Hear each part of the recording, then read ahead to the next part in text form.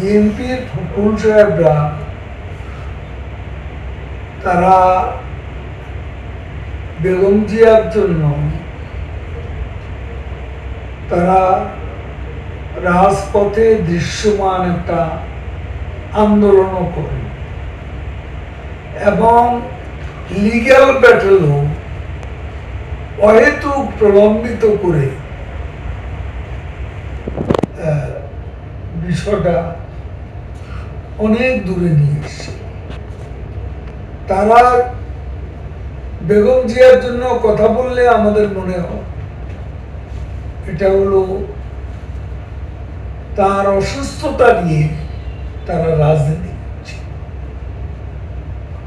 Legal ব্যাটেলেও তারা সফল হন এবং আন্দোলনেও তারা বেগম জিয়ার জন্য বাস্তবে কিছুই করতে পারেন।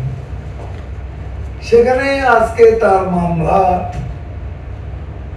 রায় স্থগিত করে তাকে বাইরে বাসায় থেকে বাইরে থেকে চিকিৎসা নেওয়া এবং জেলের বাইরে থাকার যে সুযোগ, এটা প্রধানমন্ত্রী শেখ হাসিনার মানবিকতা ও উদারতার কারণে সম্ভব হয়েছে। তাকে